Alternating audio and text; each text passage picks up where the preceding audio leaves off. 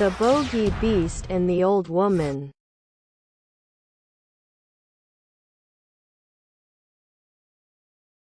There was once a woman who was very, very cheerful, though she had little to make her so, for she was old, and poor, and lonely. She lived in a little bit of a cottage, and earned a scant living by running errands for her neighbors, getting a bite here, a sup there, as reward for her services. So she made shift to get on, and always looked as spry and cheery, as if she had not a want in the world. Now one summer evening, as she was trotting, full of smiles as ever, along the high road to her hovel, what should she see but a big black pot lying in the ditch? "Goodness me," she cried. "That would be just the everything for me, if I only had something to put in it, but I haven't. Now who could have left it in the ditch?" And she looked about her expecting the owner would not be far off. But she could see nobody. "Maybe there is a hole in it," she went on, "and that's why it has been cast away. But it would do fine to put a flower in for my window. So I'll just take it home with me." And with that she lifted the lid and looked inside. "Mercy me," she cried, fair amazed. "It is full of gold pieces. Here's luck." And so it was, brimful of great gold coins. Well, at first she simply stood stock still, wondering if she was standing on her head or her heels. Then she began saying, "But I do feel rich. I feel awful rich." After she had said this many times, she began to wonder how she was to get her treasure home. It was too heavy for her to carry, and she could see no better way than to tie the end of her shawl to it, and drag it behind her like a go-kart. "It will soon be dark," she said to herself, as she trotted along.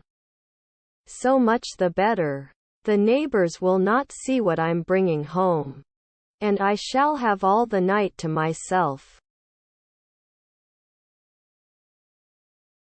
and be able to think what I'll do.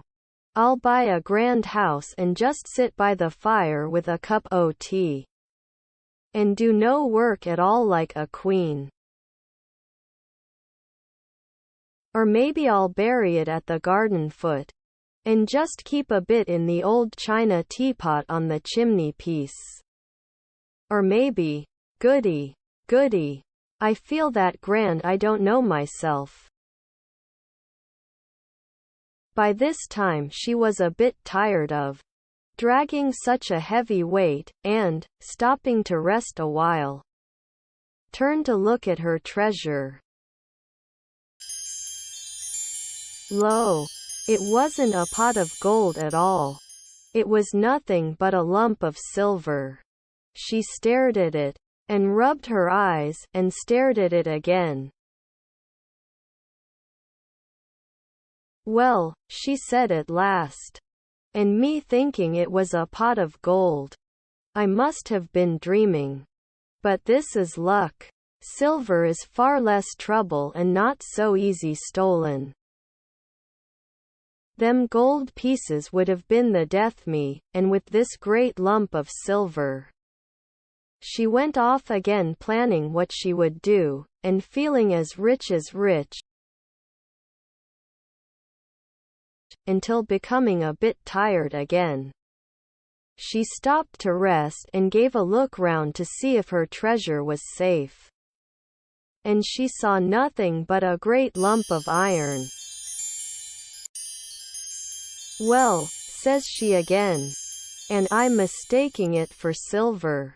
I must have been dreaming. But this is luck. It's real convenient. I can get penny pieces for old iron, and penny pieces are a deal handier for me than gold and silver. Why?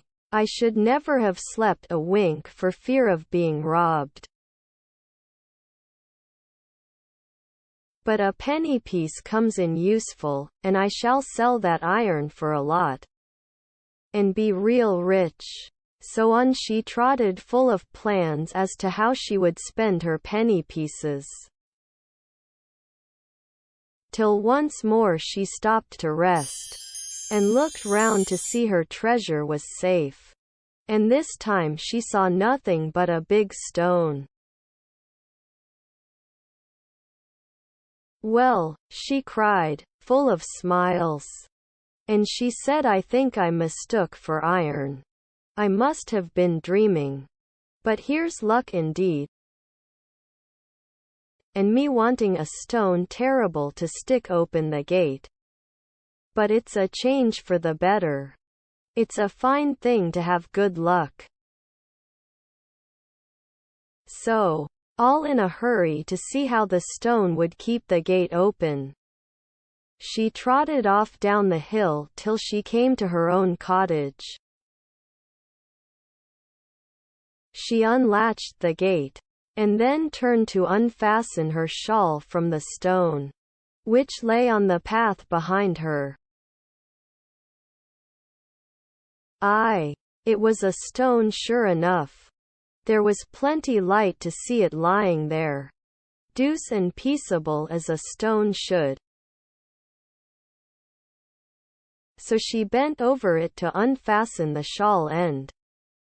When she started, all of a sudden it gave a jump, a squeal, and in one moment was as big as a haystack. Then it let down 4 great lanky legs, and 2 long ears, a great long tail, and romped off, kicking, and squealing, and laughing like a naughty, mischievous boy. The old woman stared after it till it was fairly out of sight, then she burst out laughing too. "Well," she said, "I am in luck. Quite the luckiest body hereabouts. Fancy my seeing the Bogey Beast all to myself. And making myself so free with it too. My goodness! I do feel that uplifted. That grand." So she went into her cottage and spent the evening chuckling over her good luck.